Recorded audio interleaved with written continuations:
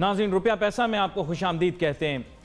आज तो वाकई में बड़ा परेशान हूँ, घबराया भी हुआ हूँ, गुस्सा भी आ रहा है। हमेशा की तरह आप कहते होंगे प्रोग्राम का आगाज़ करता है, ये कहता है मुझे गुस्सा आ रहा है, घबराया हुआ हूँ, परेशान हूँ। ये क्या वजह है? बात यह है कि जिस भी शख्स में इस मुल्क के लोगों का, इस मुल्क की आवाम का दर्द होगा और वो उस बरगराना माहौल से निकला हुआ नहीं होगा, जिस बरगर माहौल में आपको महंगाई का असर महसूस नहीं होता, बेरोज़गारी की जो सर्द हवाएं हैं ये आपको नहीं लगती, और जनाब जिसे आप कह सकते हैं गुर्बत का जो असर है वो आप पर ज़रा भी जो है वो कोई किसी तरह से भी आपको इम्पेक्ट नहीं कर सकता, तो वहाँ पर जो है ना बर्गर, एक मैं कहता हूँ पाकिस्तान में एक बर्गर सोच है, और वो बर्गर सोच जो है वो इस वक्त जो है वो पूरे तरीके से मुसल्लत हुई है सोशल मीडिया पर। यह बर्गर सोच वो है जो गरीब आदमी के मसाइल को समझ नहीं पाते। इन लोगों के लिए छोटे छोटे पैटी इश्यूज जो हैं बहुत ज़्यादा आम होते हैं, और गरीब आदमी की रोज़ी जो है ना वो गैर अहम होती। मैं आ रहा था सुबह, हैरान हुआ ज़रा, गरीब और गुर्बत के मसाइल को आप देखें। कचरा कुंडी के पास से गुज़र रहा था तो देखता क्या हूँ कि एक कुत्ता जो है वो खाना खा रहा है कचरे में से निकाल के, और चंद चीज़ें बीच में छोड़ रहा है। वो जो चीज़ें छोड़ रहा था ना वो गरीब बच्चे इलाके के वो खा रहे थे। यकीन करो मेरे आंखों में आंसू आ गए। मैंने सोचा कि क्या किसी के दिल में दर्द नहीं है, वो ये परेशानी देख नहीं सकता, गरीबों के मसाइल को देख नहीं सकता? वो हमें GDP, PDP, SDP, current account deficit और जनाब ट्रेड डेफिसिट और जनाब डॉलर का एक्सचेंज रेट पैरिटी और ये ड्रामे करते हैं। इन लोगों के क्या दिल में, इन लोगों के दिमाग में, इन लोगों को क्या खुदा का खौफ नहीं है? मैं स्टेट बैंक वालों से पूछता हूं, भाई वहां बैठ के बड़ी बड़ी पॉलिसियां मुरतब करते हैं इंग्लिश टाइप की, दफ्तर में दाखिल हो जाएं, स्टेट बैंक का ऐसा माहौल इंग्लिश किस्म का बना हुआ होता है। वाह वाह। गुर्बत का आपसे पूछना चाहता हूं जनाब गवर्नर स्टेट बैंक साहब, आपसे पूछना चाहता हूं, आपके डिप्टी गवर्नर से पूछना चाहता हूं, आपके बोर्ड ऑफ डायरेक्टर से पूछना चाहता हूं, क्या एक दिन भी गुर्बत की वजह से भूखे रहे हो? नहीं, मेरा दिल मानने को तैयार नहीं। फिर एहसास कैसे होगा गुर्बत का? मुझे बताएं, एहसास कैसे होगा महरूमी का जब आपने कभी फील नहीं किया? मैं एफबीआर वालों से पूछता हूं, चेयरमैन एफबीआर से पूछता हूं, इस वक्त बड़े खूबसूरत से दफ्तर में बैठे होंगे, मेंबर, सीनियर मेंबर भी सब बैठे होंगे इंग्लिश दफ्तर में, हर आदमी ने अपनी एक अलहदा कायनात बनाई हुई है, वो वहाँ अलहदा हुकूमत, हर आदमी बोल रहे हैं मस्बत ही बता रहा हूँ। आपके एयर कंडीशन ऑफिस में सब मस्बत ही हो रहा होता है सर, फाइलें आ रही होती हैं, फाइलें जा रही होती हैं, सब मस्बत हो रहा होता है। क्या आपको कभी गुर्बत, बेरोजगारी और भूख का एहसास हुआ है? ना ना, बिल्कुल नहीं हुआ। ये जो हमारे पार्लियामेंट में भी बैठे हुए सारे एमएनए, एमपीए, सेनेटर, वाह वाह वाह वाह वाह, क्या बात है आपकी, कितना बड़ा ऐवान है, कितना खूबसूरत ऐवान है। उसके छत को भी जो है ना, उसकी छत तक पहुंचना भी बड़ा मुश्किल है, हाथ भी इंसान बढ़ा के नहीं वहां पहुंच सकता, सीढ़ी लगाकर भी नहीं पहुंच सकता। ऐसा खूबसूरत ऐवान तैयार किया है हमने, वाह। पार्लियामेंट हाउस, क्या जमहूरियत के अंदर ऐवान की छतों की ऊंचाई से क्या एक जमहूरियत का पैमाना किया जाता है? ना। बरतानिया जाएं, वेस्टमिनिस्टर के अंदर यूं चिपक के बैठे हुए, सुकड़े हुए बैठे हुए होते हैं एक साथ। वजीर आजम बेचारी जो है थेरेसा में, उसको उठने के लिए दोनों भाइयों को साइड पे कहना पड़ता है, भाई थोड़ा साइड पे होना भाई, मैं जरा उठूं। हरे रंग के सोफे छोटे छोटे, हमारे वालों की कुर्सियां देखें, वाह वाह वाह, फैले हुए होते हैं उनके ऊपर। गरीबों का एहसास होगा आपको, गुर्बत का एहसास होगा, बेरोजगारी का पता हो। बड़े बड़े चैम्बरों में बैठ के मीटिंग करते हैं, आप एक चैम्बर में बुला लिया, मीटिंग करेंगे। ये ऐवान की बात कर रहा हूं भाई, कहीं गलत ना समझ लें, वहां पे मैं जाता नहीं। गरीब मजदूर का पता है कभी? कहते हैं हमने दीवारें मेहरबानी बना दी। अवाम की भी आज रिकॉर्ड होगा, अवाम को ही नहीं छोड़ा जाएगा। अवाम, ये जो मैं वही बता रहा हूं ना, एक बर्गर तबका जो है वो मजमूई तौर पर इस मुल्क के ऊपर मुसल्लत हो गया। दीवारें मेहरबानी बना दी, पेंट करके गर्म कपड़े लगाएंगे, गरीबों को कपड़े मिलेंगे। मेरे साथ बहुत ही अहम मेहमान शामिल गुफ्तगू होंगे, जनाब राना अफजल साहब, जो कि साबिक वजीर मुमलिकत बराए खजाना रहे हैं। वेलकम करूंगा आपको शो में राना अफजल साहब। बहुत शुक्रिया राना अफजल साहब। आज मैं नून लीग के ऊपर तनकीद नहीं करूंगा, नून लीग के मुतालिक बात नहीं करूंगा, पाकिस्तान तहरीक इंसाफ की हुकूमत के मुतालिक बात नहीं करूंगा, इनकी कारकर्दगी के मुतालिक बात नहीं करूंगा। मैं सिर्फ आपसे ये जानना चाहता हूं, अभी जो हमारे मुल्क के अंदर एक तबका ऐसा पैदा हो गया है जिनके मसाइल जो हैं वो गरीबों के मसाइल से बिल्कुल फ़र्क हैं। उनके डॉगी ने खाना खाया है ये ज़्यादा अहम है, उनकी गरीबों के साथ इंटरेक्शन सिर्फ अपने ड्राइवर या अपने नौकर तक। आप एक अवामी आदमी हैं, अवाम से वोट लेकर आते रहें, तो मैं आपसे ये जानना चाहता हूँ कि राना साहब, ये गरीबों के मसाइल कब हल होंगे? ये जो मासूम बच्चे सड़कों पे मांगते फिर रहे हैं, कुछ हमें दिखाई देते हैं, कुछ नज़रों से पोशीदा हैं, इनको स्कूल कौन लेकर जाएगा, इनके मुंह में रोटी कौन डालेगा, ये मुझे बताएं, ये जिम्मेदारी है किसकी? Today I am asking you as a Pakistani citizen and a leading politician. देखें, ये आपका बड़ा संजीदा सवाल है और बड़ी आप जिस करब से और जिस तकलीफ से ये बात कर रहे हैं मैं महसूस कर रहा हूँ। देखें, इसका एक ही हल है हमारे पास कि हमारे यहाँ खालस और प्योर जमहूरियत आ जाए, अवामी नुमाइंदे वो हों जो अवाम चुन के उनको भेजे। इसका गुर्बत और अमारत के साथ ताल्लुक नहीं है।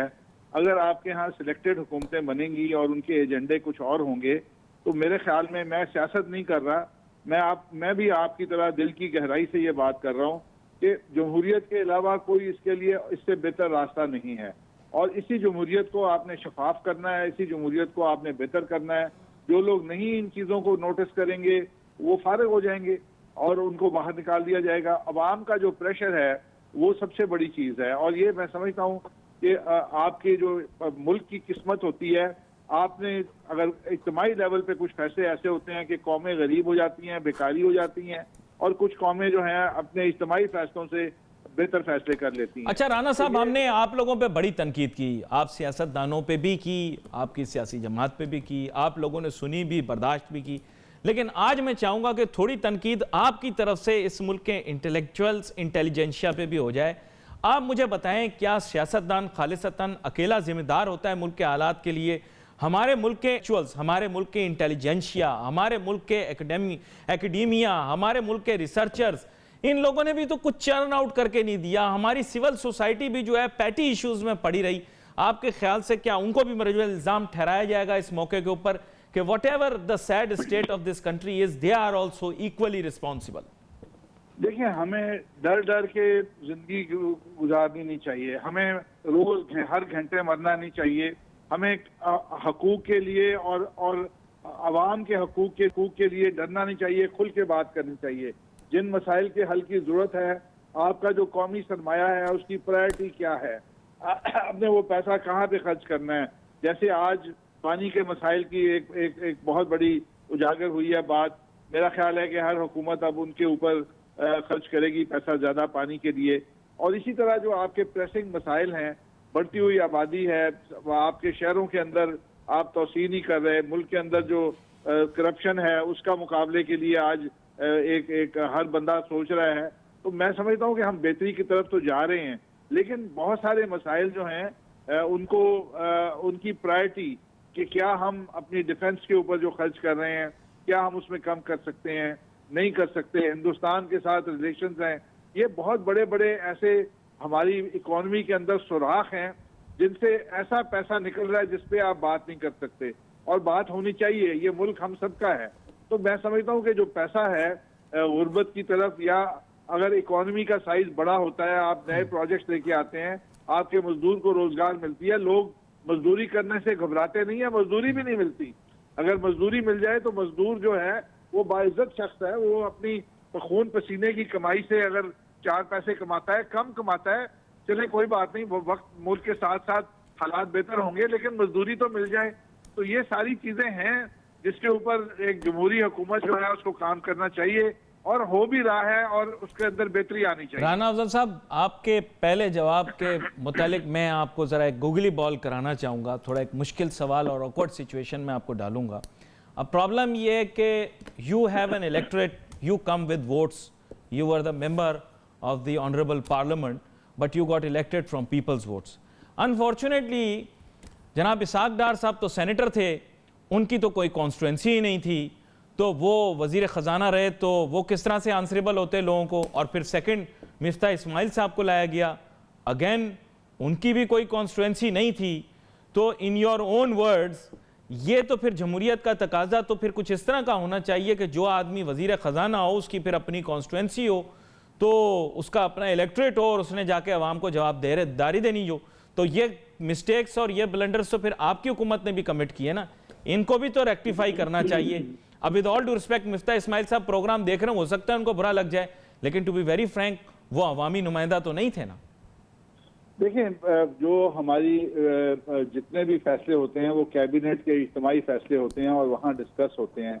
बहुत सी जगहों पे आपको प्रोफेशनल्स की भी ज़रूरत होती है और जो जो माहिर इक़्तिसादियात हों, इस किस्म के लोग जिन्होंने बड़ी अर्करेजी के साथ आला तालीम हासिल की होती है, वाइट कॉलर लोग होते हैं, वो इलेक्शन के अंदर अपने आप को रफ आउट नहीं करते। तो बहुत से ममालिक में जो है, लेकिन मैं उनके साथ था और हम जब मीटिंग्स में होते थे तो एक जो अवामी तासर की कमी आप जिसको महसूस कर रहे हैं वो हम लोग पूरी करते थे। और Rana sahab, I ask you to hold that thought. आपको हमारे साथ ही रहना पड़ेगा, मुझे एक छोटी सी ब्रेक लेनी है, ब्रेक के बाद वापस आएंगे, फिर बहुत ही अहम पेचीदा मसले को डिस्कस करेंगे। Let's take a short break.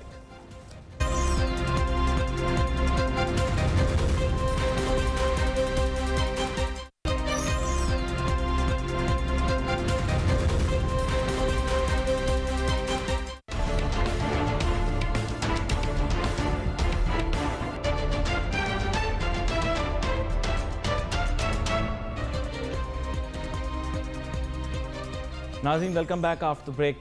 मैं गैर मुतमईन हूँ और इस वक्त तमाम भी बड़ी गैर मुतमईन हैं, और जब तक कि ये पैगाम हुकूमत तक नहीं पहुँचेगा, जो इस वक्त बरसरे इक़्तिदार हैं उन तक नहीं पहुँचेगा, तो फिर ये मैं अपनी ज़िम्मेदारी पूरी नहीं कर रहा, अवाम अपनी ज़िम्मेदारी पूरी नहीं कर रही। Don't be a blind follower.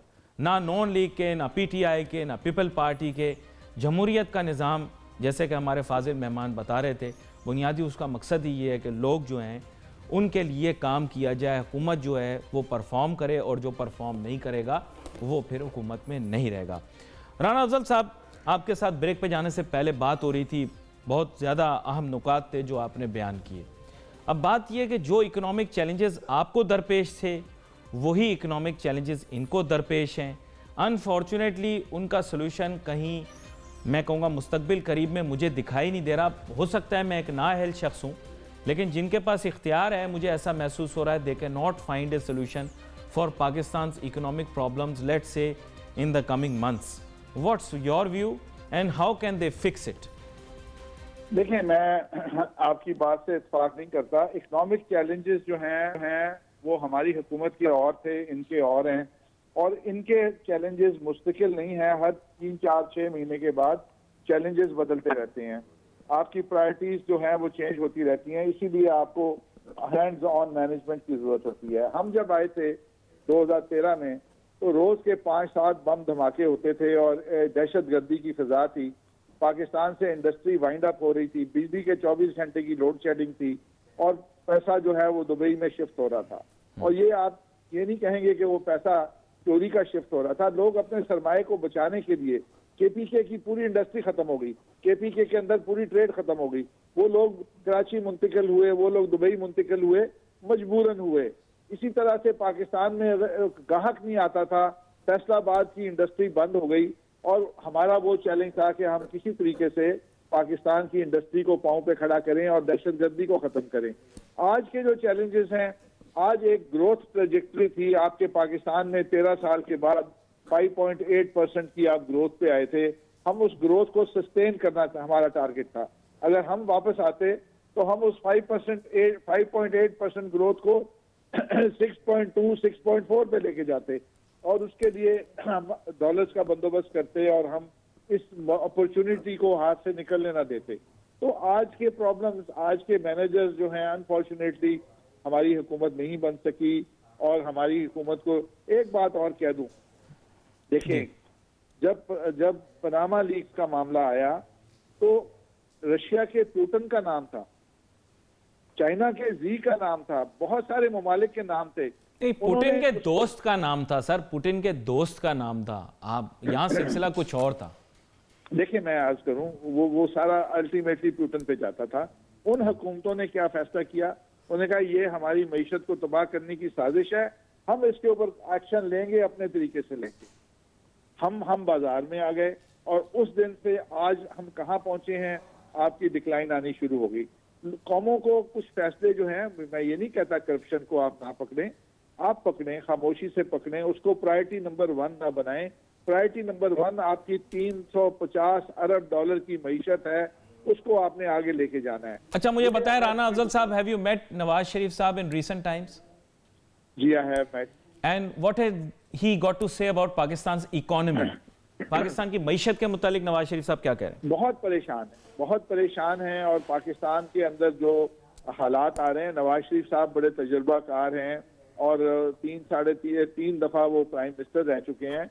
और वो ये अगर समझते हैं कि जी उनको इकोनॉमी का नहीं पता, वो पाकिस्तान की मईशत को इंडस्ट्रियलाइजेशन के जरिए, एग्रीकल्चर आउटपुट के जरिए, कम्युनिकेशन नेटवर्क्स के जरिए वो पाकिस्तान को एक मॉडर्न स्टेट और एक तरक्की याफ्ता मुल्क और एक दहशत गर्दी से फ्री वो ये मुल्क बनाना चाहता था। ये नहीं कि करप्शन के खिलाफ हमारी प्रायोरिटी नहीं थी। आज भी लोग हमारे पे इल्जाम लगाते हैं कि जितने केसेस चल रहे हैं वो आपके बनाए हुए हैं, तो इसका मतलब है हमारे जमाने में करप्शन भी एड्रेस हो रही थी। और ये 5 साल जो थे, ये पाकिस्तान के एक टर्न अराउंड था। तो वो बड़े परेशान है कि हम कहाँ जा रहे हैं, और लेकिन मजबूर हैं, क्या करें, क्या कर अच्छा सकते हैं। राना अफजल साहब, एक जनरल परसेप्शन आपके सामने रखता हूँ। नवाज शरीफ साहब के बारे में, शहबाज शरीफ साहब के बारे में एक जनरल परसेप्शन ये रही है कि जब इनका पहला टेन्योर था तो तब ये वाकई में कुछ करके दिखाना चाहते थे। I am talking about 90 to 93, right? ये वाकई में कुछ करके दिखाना चाहते थे, they wanted to do it, लेकिन unfortunately they felt very disillusioned, क्योंकि पहली दफ़ा जब इनकी गवर्नमेंट को जो है वो इजेक्ट किया गया सिस्टम से तो इनको बुरा लगा। सेकंड टेन्योर में फिर हैवी मैंडेट के बावजूद उस तरह की परफॉर्मेंस नहीं दिखाई, रिवायती सियासत की जानिब चले गए। पहले ये भी कुछ इनकलाबी तस्वर किए जाते थे। Do you feel, you agree with this perception?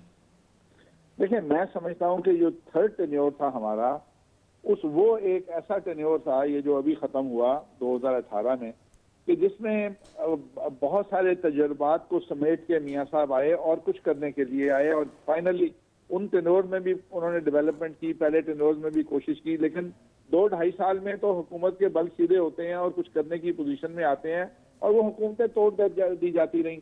इस दफा हम जब अपने पीक पे पहुंचे 2017 के अंदर, तो फिर ये लोगों को खदशा पैदा हुआ कि ये बड़े पॉपुलर हो रहे हैं, ये फिर से इलेक्शन जीत जाएंगे। और वहां से ये काम जो था ये बदनीयती के ऊपर शुरू हुआ। और अब जहाँ पे हम पहुंचे हैं, मैं समझता हूँ कि एक दफा फिर से हमने अपॉर्चुनिटी लूज की है, लेकिन नाउम्मीद नहीं होना चाहिए। हम तो इस हुकूमत के लिए भी दुआ गो हैं कि पाकिस्तान के गरीब लोगों के लिए ये कुछ करें, लेकिन ये लोगों को साथ लेके तो चलें। ये तो कहते हैं हमने अकेले सर लेकर तो चल रहे हैं। आपकी देरीना ख्वाहिश थी पब्लिक अकाउंट्स कमेटी हमको दे दो, दे दी शहबाज शरीफ साहब को। ऐसे भी शायद पहली दफ़ा होगा कि एक शख्स जो कि शायद सलाखों के पीछे हो, अब वो पब्लिक अकाउंट्स कमेटी का भी चेयरमैन होगा। तो सर और आप क्या चाहते हैं? काम तो आपका हो रहा है ना? देखें, पब्लिक अकाउंट्स कमेटी में आपने ऑडिट के पैरास को देखना है। वो कोई खुदा ना खास्ता बहुत बड़ी चीज नहीं है, लेकिन बात उसूलों की थी। हम इनको उसूल सिखाना चाहते हैं, इनको हर चीज बुलडोज नहीं करने देना चाहते। और ये जिस तरह से आते हैं कि खुदा ना खास्ता ये डेमोक्रेटिक, तो आपकी बात मान ली ना सर, अब पार्लियामेंट्री कमेटीज भी बनेंगी, उनमें आपके चेयरमैन भी आएंगे। अब मतलब बात मान ली आपकी, अब तो साथ लेकर चल रहे हैं। आप किस बात की शिकायत है? नहीं, मेरा ख्याल है कि अभी भी पार्लियामेंट के अंदर किसी अहम इशू पे डिबेट नहीं हो रही, किसी अहम इशू पे नहीं। ना वो फॉरेन पॉलिसी रिलेटेड इश्यूज हैं जो इस खित्ते में पाकिस्तान की मौजूदगी के हवाले से हैं, ना इकोनॉमिक्स के ऊपर ये बात करते हैं, ना इन्होंने कोई पॉलिसी एग्रीकल्चर की अनाउंस की है, ना कोई इंडस्ट्री की पॉलिसी अनाउंस की है। मतलब ये सारी चीजों के ऊपर अब कमेटीज बन जाएंगी, अल्लाह करे कि बेहतरी आ जाए। हमने इनके 5 महीने तो 4-5 महीने तो इन्हीं चक्रों में गुजर गए। अब क्या एटीट्यूड होता है, रोज हमें अगर ये गालियां देंगे खड़े होके कि ये चोर हैं, इनसे बैठा नहीं जा सकता, इनसे बात नहीं की जा सकती, तो फिर ये माहौल तो ये खुद पैदा कर रहे हैं।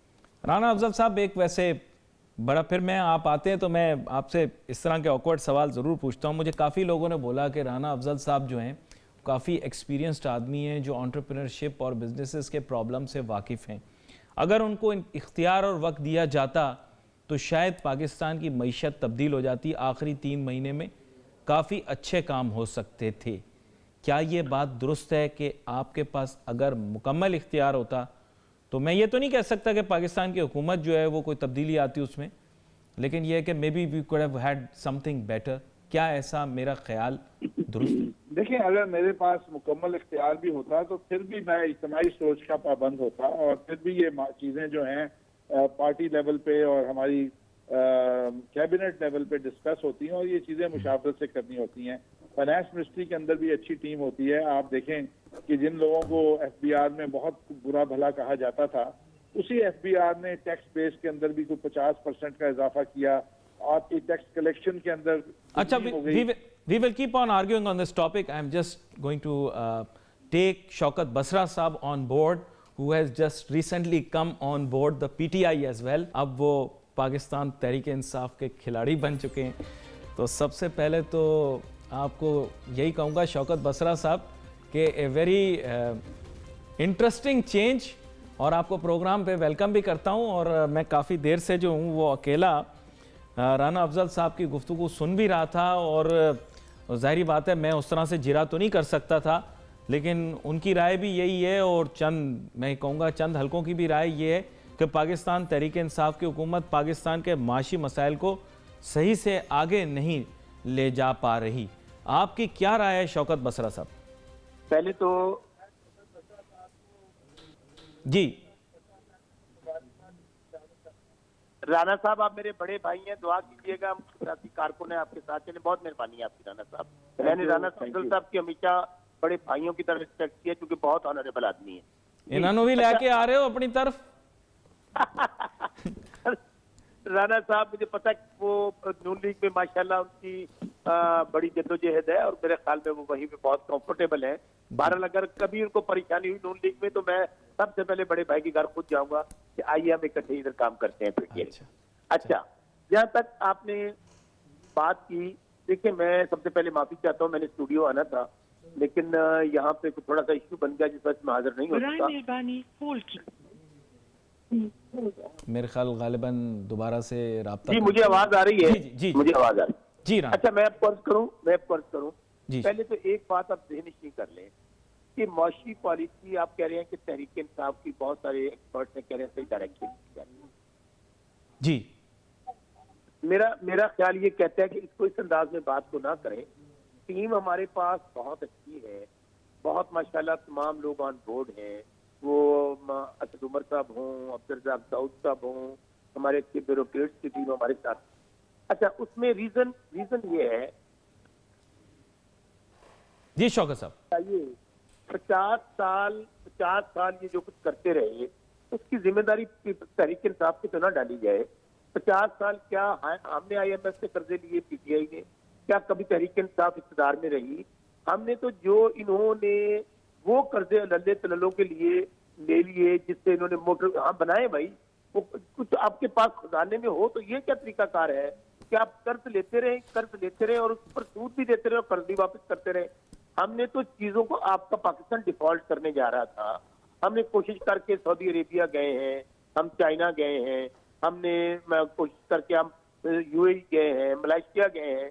अल्हम्दुलिल्लाह हमने उनसे बहुत अच्छा रिस्पॉन्स है, हमारे साथ काम करने को तैयार है। अब आप देख रहे हैं आहिस्ता आहिस्ता हमारी एक्सपोर्ट्स बढ़ रही हैं, और सबसे बढ़ के हमने कोशिश करनी है कि इंपोर्ट्स को कम करें। और ये जो डॉलर है, डेफिनेटली बिजनेस कम्युनिटी में एक बहुत बड़ा परेशानी हुई है बिजनेस कम्युनिटी को। हमारी महंगाई भी इस चीज से थोड़ी सी ऊपर आई है, लेकिन आप 3 महीने में नहीं कह सकते कि तहरीक इंसाफ की जो पार्टी है या खान साहब की जो टीम है, जो हमारी फाइनेंशियल टीम है, वो नाकाम हो गई।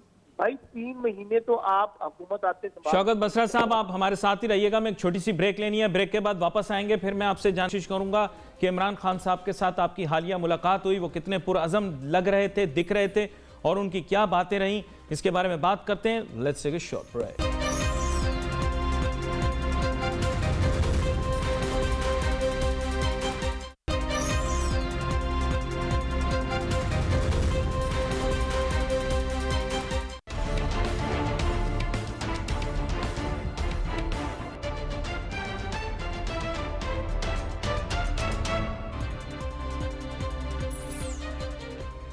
नाज़रीन, welcome back after the break. गुफ्तगू हमारी जारी थी। ब्रेक पे जाने से पहले शौकत बसरा साहब हमें बता रहे थे कि बुनियादी तौर पर माजी में जिस तरह की चीज़ें नून लीग की हुकूमत में होती रहीं, उसकी वजह से अब पीटीआई को कुछ वक्त लगेगा इन मामलात को ठीक करने में।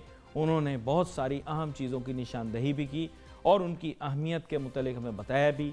शौकत बसरा साहब, अब मेरे ख्याल काफ़ी मज़ा भी आने वाला है। जब पीपल पार्टी की तरफ से टीवी पर डिबेट्स में आया करते थे तब कंटेंट का इशू था, अब तो कंटेंट का कोई इशू नहीं और फिर खुली आज़ादी भी। तो सरा मेरे ख्याल से नून लीग तो मुश्तरका दुश्मन थी आपकी, ज़रा एक तबसरा उनकी कारकर्दगी के मुतालिक ज़रूर बताइएगा। पंजाब की हुकूमत जो रही, ये मैं तो कहूँगा अब तो काफ़ी साल गुजर गए उस हुकूमत को, 2008 से मुस्तकिल बुनियादों पर पंजाब के अंदर नून लीग की हुकूमत रही। तो उनकी कारकर्दगी के मुतालिक भी तो हमें बताएं कि माशी तौर पर कितना अपलिफ्ट हुआ, कितनी गुर्बत ख़त्म हुई पंजाब से, दही इलाकों में कितने लोगों को मुलाजमतें मिली, गुर्बत में किस कदर कमी आई, ये ज़रा हमें बताएं। जी जी शौकत बसरा साहब। ये सूरत यहाँ पे ये थी कि मुगलों का दौर था, बादशाहत का दौर था। वहां पर कोई ऐसा मुल्क मुझे बता दें कि जो कर्जों में डूबा हुआ हो, आप अपनी प्रॉपर्टियां बेच के इंटरेस्ट से पैसे दे रहे हो और फिर कर्जा उतारने के लिए फिर आप कर्जा ले रहे हो। अंदाजा करें कभी कोई ऐसा मुल्क, और ये माजी में हुआ, मियां साहबान यही करते रहे और पाकिस्तान की तारीख में इतने कर्जे नहीं लिए गए की हुकूमत ने लिए। अच्छा, इसके बावजूद मैं ये समझता हूँ चूंकि ये हालात हमारे सामने थे, अब हमें जिन हालात में मुल्क मिला, हमारी टीम इंशाल्लाह बहुत डिटरमिन्ड है कि मियां साहबान की बैड गवर्नेंस के बावजूद, उनकी लूट मार के बावजूद, उनकी करप्शन के बावजूद वो तुमको भुगतना पड़ेगा। लेकिन आप एक बात ज़हन में रखें, आप देखें ये हुकूमत जो है, हमें टाइम लग रहा है माशी मामलात को बेहतर करने के लिए, दूसरे मामलात को बेहतर करने के लिए, लेकिन सबसे इंपॉर्टेंट बात हमारी जो माजी के अंदर हुकूमतों में थी, नेपोटिज्म, करप्शन, लूटमार, और यहाँ पे आपको जो हेड ऑफ द स्टेट है, जीरो टॉलरेंस है। मैं खान साहब पे बहुत तनकीद करता था, लेकिन बतौर प्राइम मिनिस्टर देखें, जब मैंने उनको देखा कि उन्होंने अपने वुज़रा को सिर्फ एक बात कही कि मुझे जो वजीर भी उसने अपनी पावर्स को, उसने ताकत को मिसयूज किया, अपने ऑफिस का गलत इस्तेमाल किया, तो आप वो बिल्कुल ये समझे कि जीरो टॉलरेंस हो। नहीं शौकत बसरा साहब, यहाँ पर राना अफजल साहब भी हमारे साथ हैं। उन्होंने एक बड़ा अहम नुक्ता जो किया, इन्होंने कहा ये जो पूरा एक international anti graft, anti corruption, Panama Papers वाला सिलसिला था, दरअसल ये जो था एक बैनुल अक़वामी साजिश था। तो इसकी वजाहत थोड़ी सी मैं ले भी लेता हूँ राना अफजल साहब से, फिर उसके बाद आप उस पर जीरा भी कीजिएगा। राना साहब, ये जिस तरफ इशारा कर रहे हैं, ये बुनियादी वजह और बुनियादी स्लोगन बना पीटीआई का इलेक्शन में, एंटी करप्शन, एंटी ग्राफ्ट और पानामा पेपर। तो आपके नज़दीक तो ये बैनुल अक़वामी साजिश है, तो ये उसको हाईलाइट कर रहे हैं। देखें, बात ये है कि आप पीछे चले जाएं, पाकिस्तान में 3 मार्शल भी करप्शन खत्म करने के लिए आए। याह्या खान का मार्शल मुल्क तोड़ गया, ज़ियाउल हक का मार्शल हमें और दहशतगर्दी में फंसा गया, और इसका मुशर्रफ का मार्शल कारगिल के बाद हमें इंटरनेशनल दहशतगर्द बना गया। अब ये आए हैं जिन उसी एजेंडे के ऊपर आए हैं। इनका एजेंडा डेवलपमेंट होना चाहिए। करप्शन जरूर आप फाइट करें, आपकी प्रायोरिटी 1 करप्शन नहीं होनी चाहिए। आप प्रायोरिटी 1 पे करप्शन को इतने इसी जोर से, इससे ज्यादा जोर से आप, लेकिन खुदा के लिए जो 350 अरब की डॉलर की हमारी इकोनॉमी है, आप मुझे बताएं, पीटीआई के जो भाई हैं, ये बताएं कि अगले 5 साल में ये हर साल 1 अरब डॉलर ले आएंगे, 2 अरब डॉलर ले आएंगे चोरी का वापस। आप उस पर काम जी करें। शौकत बसरा साहब बताएं, ले आएंगे, इतने साल तो लगे रहे, लेकर आए आप लोग क्या? वो जो पहले तो पहली बात तो राना अफजल साहब की बात से मैं एग्री करता हूँ कि जो हुकूमतें होती हैं, वो जो डेमोक्रेसी हम कहते हैं, of the people, by the people, for the people, कि अब हम उनके लिए क्या करते हैं। राना साहब ये यकीन रखें कि जाहिर है वो तो तरक्याती काम होने हैं, लेकिन सबसे बड़ा मसला पाकिस्तान का मेरी नजर में करप्शन है। माजी में हुआ यही है ना, जितने भी फंड आए वो लूट मार की नजर हो गए, करप्शन की नजर हो गए, खाने पीने में कमीशन माफिया था। उसमें अगर हम लोग इस लानत को खत्म कर लेंगे तो आप देखेंगे कि हर चीज, हर आज क्या है, ऊपर से नीचे लेवल तक हर आदमी करप्शन किए जा रहे हैं, हर आदमी पे लूट मार कर रहे हैं। जब ये खौफ दिल में आ जाए कि अगर मैंने एक जो सरकारी पैसे हैं, जो कौम का पैसा है, जो लोगों के टैक्सेस से इकट्ठा किया हुआ पैसा है, जो गरीब का पैसा है, उसको अगर मैं मिसयूज करूंगा तो मैं सीधा जेल में जाऊंगा। और मैं तो बल्कि दो हाथ इससे आगे, अगर राना अफजल साहब मेरी बात से एग्री करें कि हम एक करारदाद लेकर आते हैं कौमी असेंबली में, जिसमें पीपल्स पार्टी भी सपोर्ट करे और नून लीग भी सपोर्ट करे कि जिसने इस मुल्क को लूटा है उसको डी चौक पे फांसी दें। आप ये देखें शौकत बसरा साहब, ऐसी किसी चीज के ऊपर मेरे ख्याल राना अफजल साहब आपके साथ इत्तेफाक नहीं करेंगे। क्यों भाई, क्यों राना साहब, ये जो बात कह रहे हैं, इनकलाबी बात इन्होंने की है, ये आप इत्तेफाक करेंगे इस चीज से? देखिए, बातों की हद तक तो बात बड़ी अच्छी लगती है। किसी गरीब आदमी को वो लोग समझेंगे कि शायद करप्शन को खत्म करके पाकिस्तान में मसले हल हो जाएंगे। क्या इंडिया में करप्शन नहीं है? क्या बांग्लादेश में करप्शन नहीं है? आप करें, करप्शन के ऊपर काम करें, लेकिन आप लोगों को इस हद तक, अब आपने किया क्या है, सारी दोनों 70 साल से करप्शन पे ही काम कर रहे हैं और इतना काम कर रहे हैं करप्शन पे, यकीन करें दोनों हाथों से लोग काम कर रहे हैं करप्शन पे। सुन लेना जी, जी आज करप्शन खत्म हो गई है, आज अदालतें आपके अंदर बगैर करप्शन के काम हो रहा है। मुझे बताएं, अगर आप करप्शन खत्म करें, लेकिन आपने दोनों अपोजिट पॉलिटिकल पार्टीज को करप्ट कर दिया, पूरी ब्यूरोक्रेसी को करप्ट कर दिया। राना अफजल साहब, ये बहस एक दिन और भी करेंगे और शौकत बसरा साहब वो शिकायत आपसे रहेगी। कर रहा हूं मैं जी, अब मेरी बात सुन लेना। जी जी, आप जुडिशरी के अंदर करप्शन हर बंदे को नजर आ रही है। आप अदालतों में चल जाएं, क्या होता है। आर्मी के जो मिलिट्री के बजट है, आप उस पर बात नहीं कर सकते। आप अगर खुदा के लिए जो मेरे पैरों को एक तो लग जाएगी आग, दूसरा मैं सूरज के इतने नजदीक जाता नहीं, तो ये गुफ्तगू हम जरूर करेंगे लेकिन मुस्तकबिल में किसी मौके पर। और शौकत बसरा साहब, शिकायत आपसे रही, आप स्टूडियो नहीं आ सके, लेकिन आगे आने वाले दिनों के अंदर आपको स्टूडियो आना पड़ेगा और प्रोग्राम के अंदर गुफ्तगू में शरीक होना पड़ेगा। नाज़रीन, we wait for your messages on Facebook. यहाँ पे अली नासिर हमारी टीम को इजाजत दीजिए। अल्लाह हाफिज।